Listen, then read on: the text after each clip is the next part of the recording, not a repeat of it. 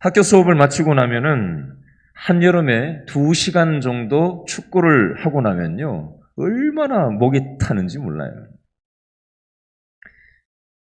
감독 선생님이 연습을 마치는 호각을 삑 하고 불면 2시간 동안 축구 연습을 했으니까 땡볕에서 얼마나 힘들었겠어요. 그럼에도 불구하고 목이 마르니까 조금이라도 빨리 달려가서 물을 먹으려고 전 속력으로 달려가가지고 수도가에서 물을 그냥 콸콸콸 틀어놓고 이 목을 이렇게 기울여가지고 물을 받아 먹었던 것이 아직도 눈에 선해요. 저는 군대 생활을 충청남도 논산훈련소에서 막 입대한 훈련병들을 교육시키는 조교 생활을 했어요. 40명을 제가 책임지고 훈련을 시켰는데요. 4주짜리 할 때도 있었고 6주짜리 할 때도 있었고 다시 4주짜리 할 때도 있었고 왔다 갔다 하면서 4주나 6주 훈련 과정을 가리켰는데요. 그중에서 가장 힘든 훈련이 행군이었어요. 행군 40km.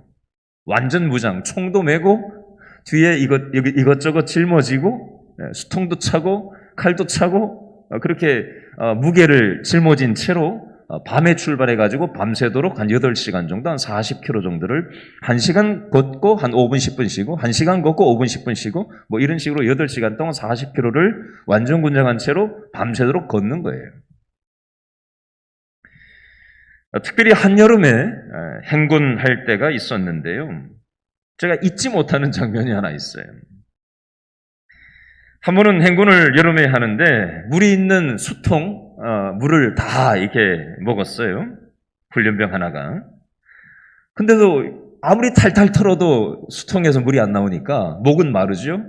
힘은 들죠? 물은 없지요? 그러니까 이 훈련병이 어떻게 했는지 아세요? 시골길을 가거든요. 사람들 있는 길로 안 다녀요. 시골길, 논산에 가면은 논산훈련소 옆에 사람이 없는 길로만 다녀요. 그런데 뭐 물을 어디서 얻어먹겠어요? 많은 청년들이 걸어가는데 뭐 훈련을 받는데 그렇게 할 수도 없죠. 그런 집도 없거니와. 그래서 이 훈련병이 어떻게 했냐면요. 아직도 제가 기억이 나거든요.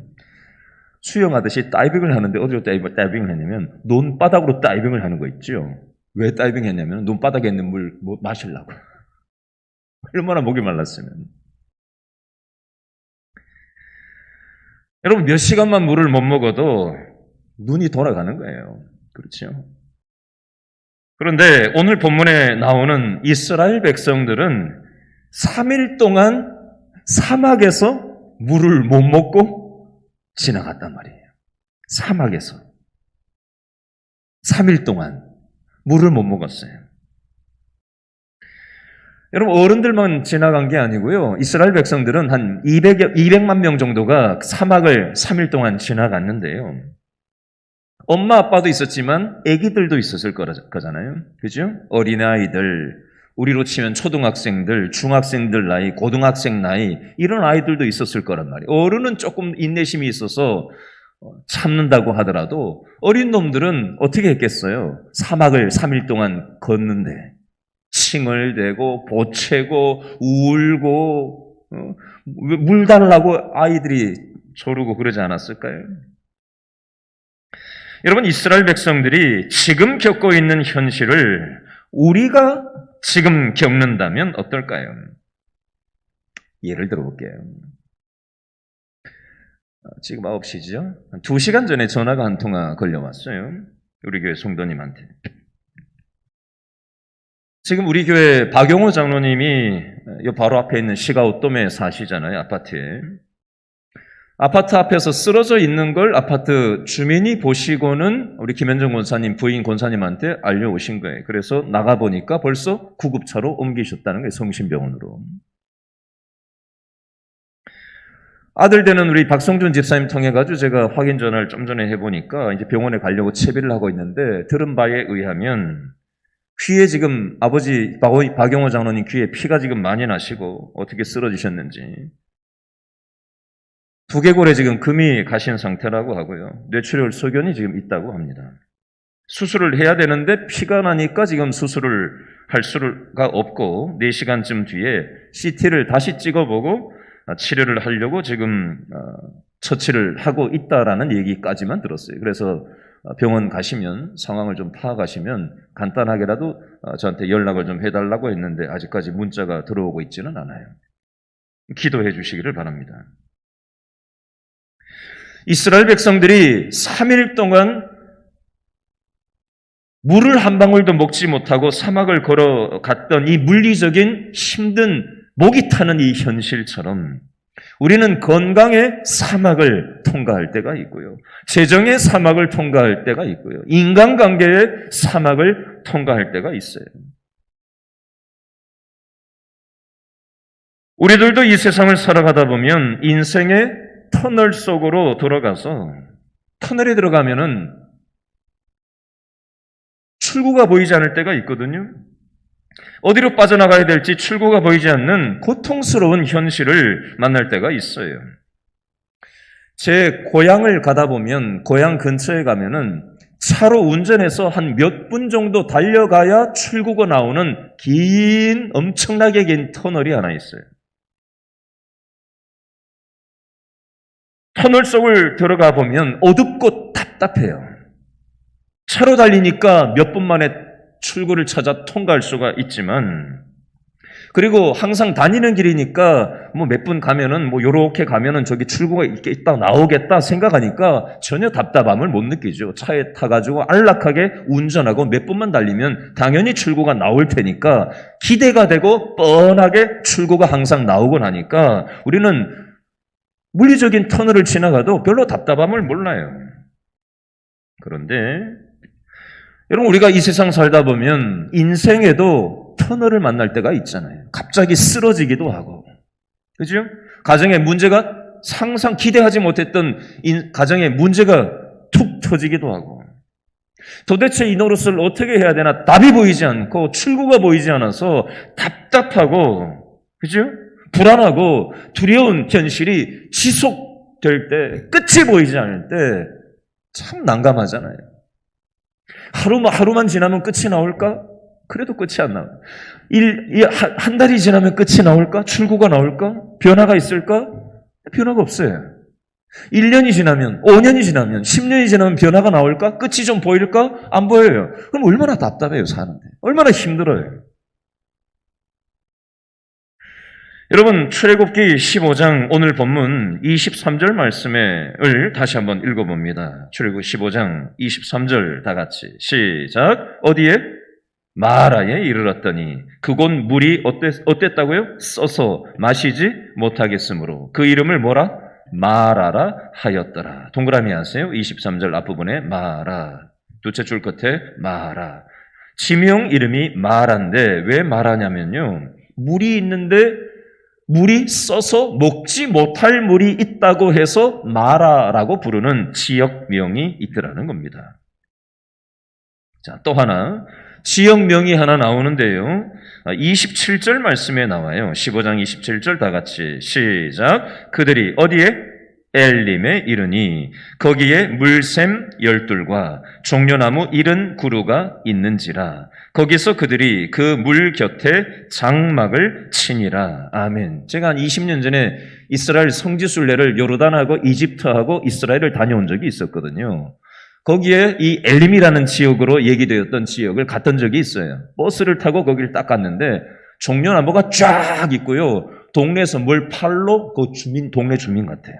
동네 주민 예쁘게 생긴 여자아이가 와가지고 뭘 내밀고 이거 사달라고 하면서 성지순례 온 사람들한테 장사 호객 행위를 하는 걸 봤던 적이 있어요. 마을이 형성되려면 물이 있어야 되거든요. 그것이 바로 엘림이에요. 물이 있었어요. 종려나무가 70그루가 있었다고 돼 있어요.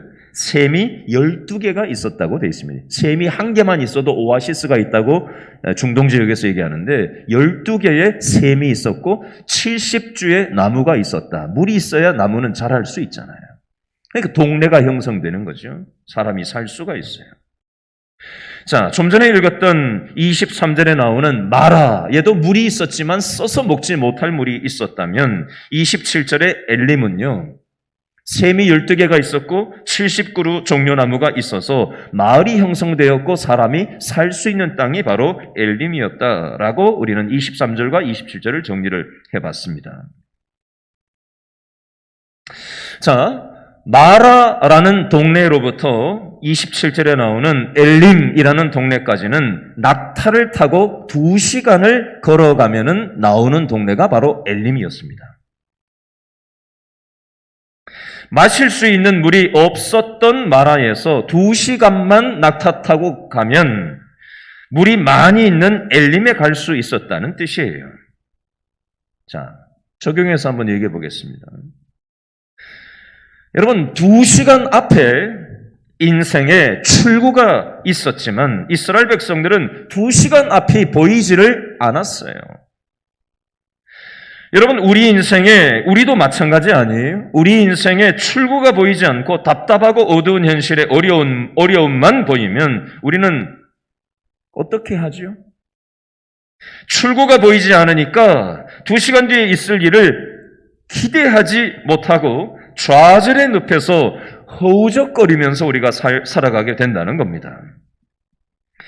전도서, 우리가 요즘 새벽 예배 때 전도서를 살피고 있는데요. 전도서 7장 14절에 보면 이런 말씀이 있어요.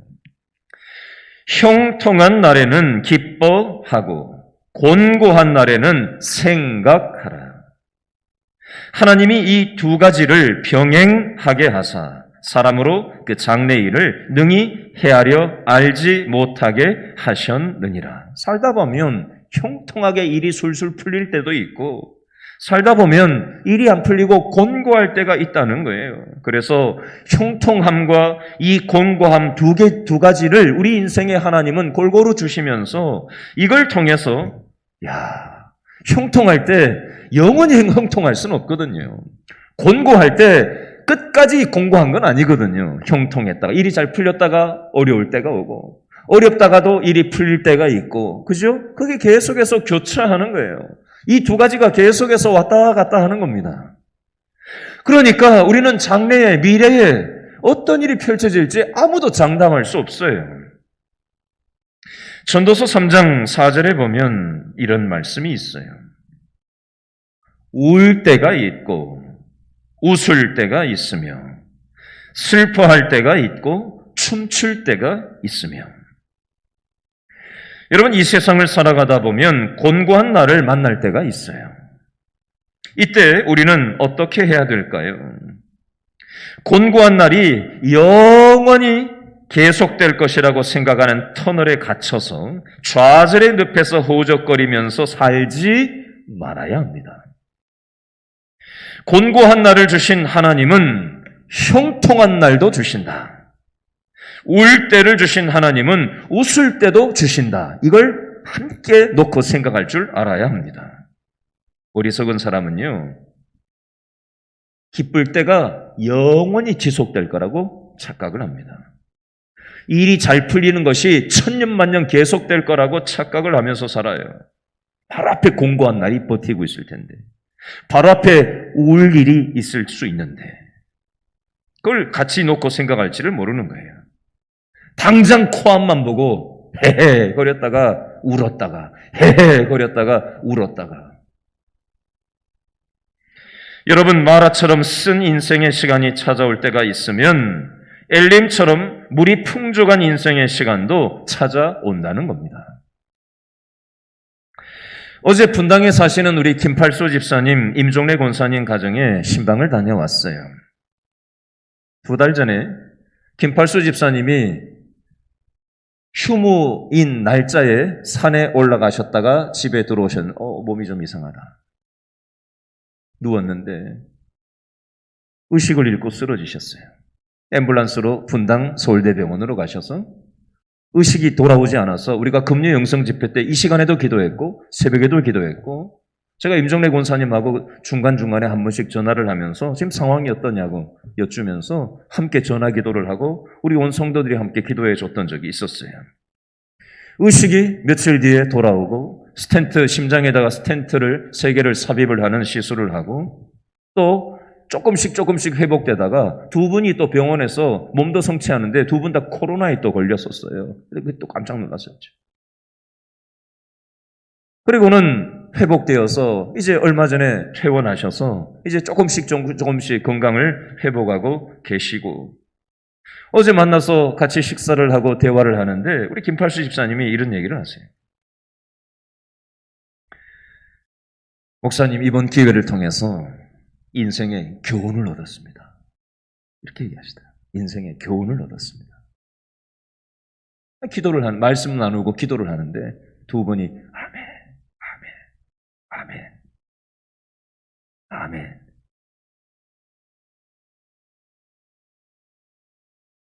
여러분, 김팔수 집사님도 이 마라의 쓴 시간을 통과하고 나서 엘림의 시간을, 인생의 교훈을 경험한 거예요. 여러분, 저를 따라서 한번 해주시기 바랍니다. 마라가, 정신 차리시오. 마라가 엘림보다 더 나았다. 영국의 유명한 설교자인 스펄전 목사님이 마라는 엘림보다 낫다라는 제목의 설교를 하셨답니다. 스펄전 목사님이 말을 타다가 말에서 떨어진 적이 있었대요. 여러분, 말 타보셨어요? 저도 몽골 가서 말을 1시간 동안 혼자 타봤던 적이 있거든요. 같이 갔던 여자 청년 아이가 말에서 떨어졌어요. 그래서 다쳤어요. 그래서 한국에 와서 물리치료를 받고 다닌 적이 있거든요. 스펄전 목사님이 말을 타다가 떨어져가지고 심하게 다친 적이 있었대요. 그때 이 스펄전 목사님의 친구가 와가지고 이렇게 얘기했답니다. 이제 마라에 왔군요. 그랬더니 스펄전 목사님이 이렇게 얘기했습니다. 예, 물맛이 참 씁니다. 친구가 이렇게 얘기하더랍니다. 그러나 마라가 엘림보다 훨씬 더 낫지요. 엘림에는 물이 있고 과일들이 있습니다만 물을 마시고 과일들을 먹고 나면 그것으로 끝이지 않습니까? 그러나 마라에서는 하나님께서 율례와 법도를 주셨는데 이 율례와 법도는 영원히 계속되는 것입니다. 하나님의 말씀은 영원히 계속되는 것입니다. 친구의 이 말을 들은 후에 스펄전 목사님은 감동을 받으시고 나서 마라는 엘림보다 낫다라는 설교를 하셨다고 합니다. 오늘 본문에 보면 출애굽기 15장 23절부터 26절, 23절, 24절, 25절, 26절에 보면 이 4절에서 마라에 대해서 기록되어 있고요. 27절에는 엘림에 대해서 한 절에서만 기록을 하고 있어요. 자, 23, 4, 5, 6절에 보면 마라에서 하나님은 새로운 계시를 주셨어요. 25절 뒷부분에 보면요. 25절 성경 보세요. 넷째 줄에 보니까 여호와께서 그들을 위하여 뭘 정하셨다? 법도와 율례를 정하셨다. 하나님이 이스라엘 백성들에게 말씀, 새로운 계명을 주셨다. 26절 말씀에 보니까 15장 26절에 보니까 너희가 너희 하나님 나 여호와의 말을 들어 뭐하고? 순종하고 내가 보기에 의를 행하며 내 계명에 귀를 기울이며 내 모든 규례를 지키면, 한마디로 얘기하면 하나님의 말씀대로 순종하면 어떻게 하겠다라고 돼 있어요?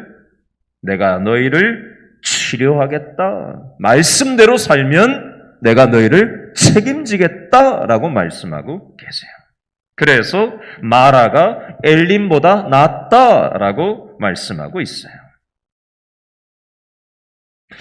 시편 119편 17절 말씀해 보니까 고난당한 것이 내게 유익이라.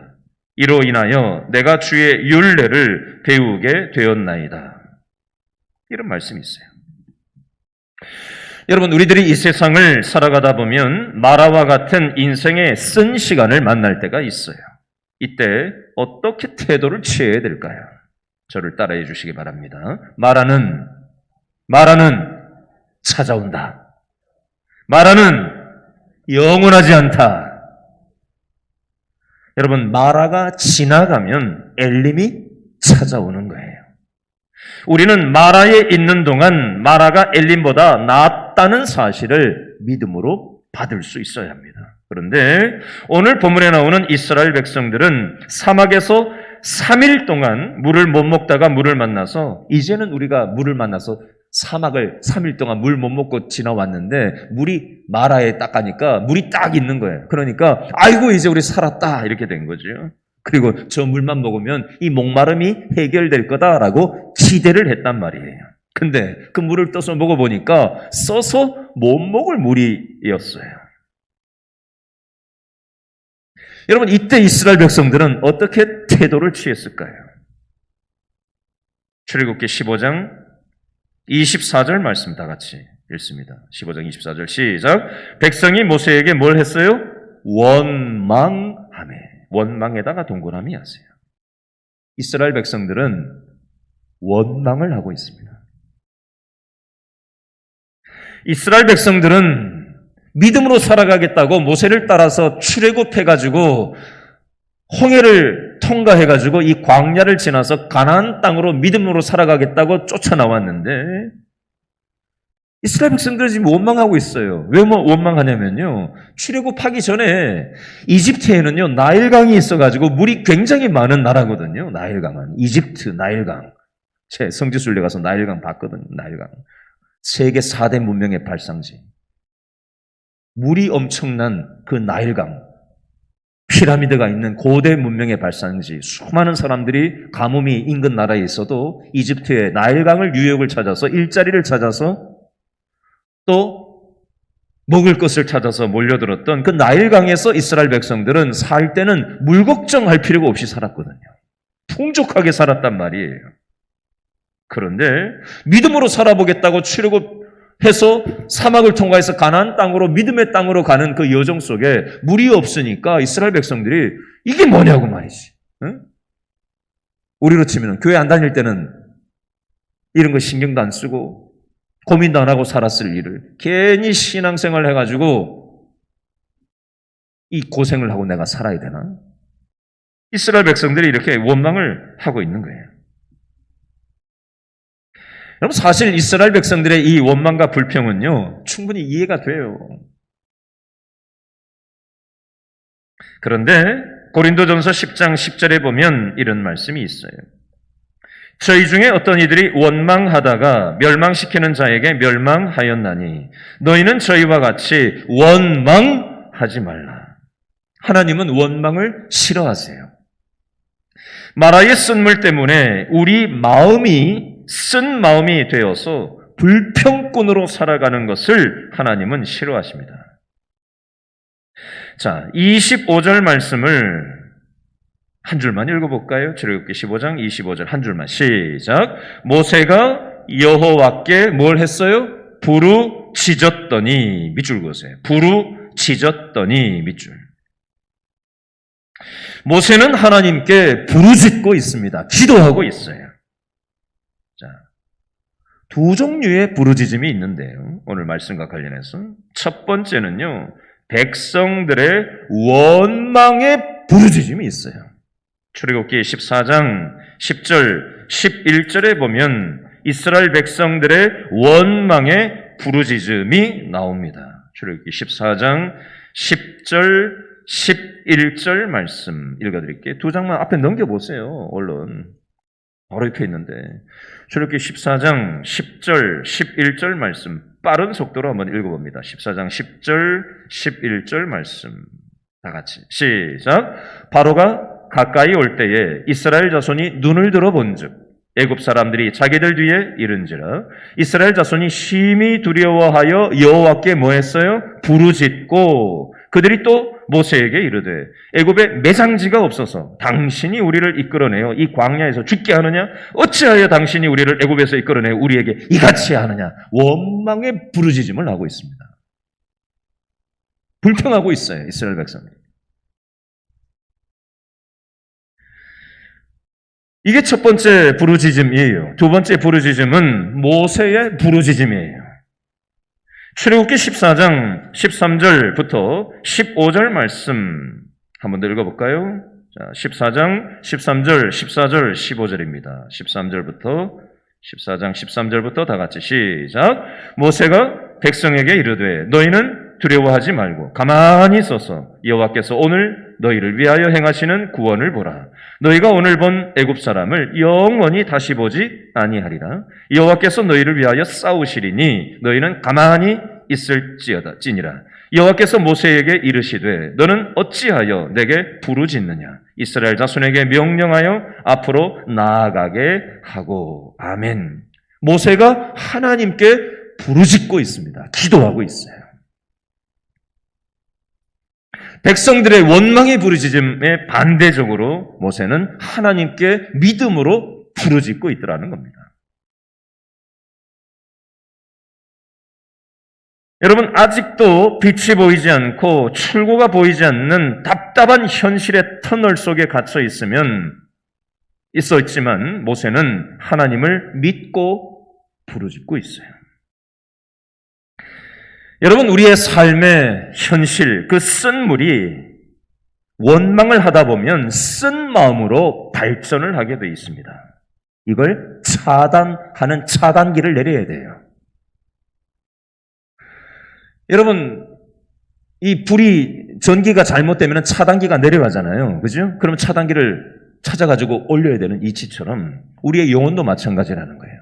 현실의 쓴 터널, 앞이 답이 보이지 않는 현실이 다가오면 우리는 원망이, 불평이 나온다고요. 그러면 그 현실 때문에 우리 마음까지도 믿음을 잃어버리고 쓴 마음이 돼버려요. 쓴 현실이 발전해서 쓴 마음으로 발전을 하고 원망, 불평하는 마음으로 꽉 들어차 버리는 겁니다. 이걸 믿음으로 차단을 시켜야 돼요. 쓴 마음이 아니라 단 마음, 믿음의 마음으로 변화해서 하나님께 부르짖을 수 있어야 합니다. 김팔수 집사님이 2달 전에 쓰러지셨을 때 임종래 권사님이 그 경황이 없는 상황 속에서도 하나님을 찾고 어제 얘기하시더라고요. 목사님, 여기 어디에서 쓰러지셨어요? 여기에서 쓰러졌어요. 남편이 김팔수 집사님이 들어오자마자 몸이 이상하다고 하고 이렇게 잠깐 누워 있으라고 하고 베개를 깔고 이렇게 이불을 이렇게 덮어줬는데 설거지를 하고 주방 정리를 하려고 하다가 차 싶어가지고 뒤를 딱 돌아봤는데 벌써 몸이 기울어가지고 얼굴이 색깔이 변해가지고 막 푸푸 하는데 의식이 없는 채로 벌써 한 30초 지났는데 벌써 그렇게 되더라고요. 깜짝 놀라서 경황이 없는 상황 속에서 하나님을 찾고 의지하고 그렇게 어려운 상황을 대처했었다는 얘기를 나눴어요. 여러분, 우리가 쓴물, 차가운 현실이 왔을 때 그 경황이 없는, 답이 없는 상황 속에서도 하나님을 찾고 의지하면서 우리는 하나님을 부르짖어야 해요. 25절에 보니까 모세가 여호와께 부르짖었다라고 되어 있습니다. 출애굽기 15장 25절에 보니까 모세가 여호와께 부르짖었더니, 아까 밑줄 그으셨죠? 그 다음에 동그라미 하세요. 25절에 모세가 여호와께 부르짖었더니 어떻게 됐죠? 여호와께서, 동그라미 하세요. 여호와께서, 하나님이 한 나무를 가리키시는 장면이 나옵니다. 자, 정리할까요? 우리의 인생에 쓴 물이 다가왔을 때 우리가 하나님 앞에 모세처럼 부르짖고 기도할 때, 하나님을 찾을 때, 의지할 때 하나님께서 개입하십니다. 하나님이 역사하세요. 하나님이 은혜를 베풀어 주시는 것입니다. 미국의 동남쪽 끝에 가면 플로리다라는 동네가 있는데 거기 가면 사사푸라라는 나무가 있대요. 남미에 가면 페루라는 나라가 있는데 예루바 간다니라는 나무가 있대요. 인도 아시죠? 여기 가면 페루 넬리라는 나무가 있는데 이 나뭇가지를 쓴 물에 던지면 물이 달아지는 기능이 있답니다. 그런데 오늘 본문에 나오는 이 이스라엘 이 지역에는요, 이 유목민들한테 아무리 물어봐도, 이 베두인들한테 물어봐도 이 마라 이 지역에는요 그런 나무가지가 없답니다. 그러나 하나님은 쓴 물을 달게 만드셨다라고 오늘 성경에서는 말씀하고 있어요. 하나님은 때때로 외부의 환경을 바꾸셔서 우리 인생의 쓴 상황을 달게 바꾸어 주십니다. 예를 하나 드리겠습니다. 휠체어를 타고 있는 어떤 여자분이 있었어요. 그런데 이 여자분은 항상 해맑게 웃어요. 밝게 웃어요. 오히려 휠체어 타지 않는 사람들을 기분 좋게 만들고 행복하게 만드는 건강한 에너지를 발산합니다. 그래서 어떤 사람이 이 여자분한테 질문을 했대요. 아니, 당신은 몸이 그렇게 휠체어를 의존하지 않으면 살 수 없는 그런 형편인데 어떻게 그렇게 명랑하고 활기가 넘치게 살아가냐고. 그리고 다른 사람들한테 어떻게 그렇게 기쁨을 전염시키면서 살아가는지 그 비결이 뭔지 좀 내가 들어보자고. 이렇게 질문을 했더니 이 여자분이 대답을 합니다. 저는 항상 사용하는 전화번호가 있습니다. 그런 전화번호요? 그게 뭐예요? 이 여자분이 대답합니다. 예레미야 33장 3절입니다. 예레미야 333. 너는 내게 부르짖으라. 내가 내게 응답하겠고 내가 알지 못하는 크고 비밀한 일을 내게 보이리라. 하나님이 우리에게 부르짖으라고 말씀하세요. 내가 내게 응답하겠다. 네가 알지 못하는 크고 비밀한 일을 내가 너에게 보이겠다. 말씀하세요. 우리는 이 약속의 말씀을 붙잡고 믿고 기도하는 거예요. 순종하는 거예요. 그렇게 할 때 하나님께서 우리 인생의 쓴 물이 단물이 되게 하시는 거예요.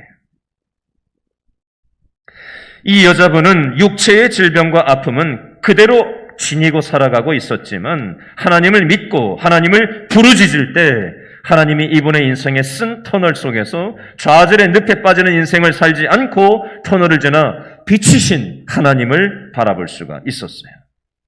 25절 말씀 다시 보실래요? 15장 25절에 보니까 제일 끝에 줄에 그들을 시험하실세 밑줄 그으세요. 그들을 시험하실세. 하나님이 시험을 보신다는 거예요.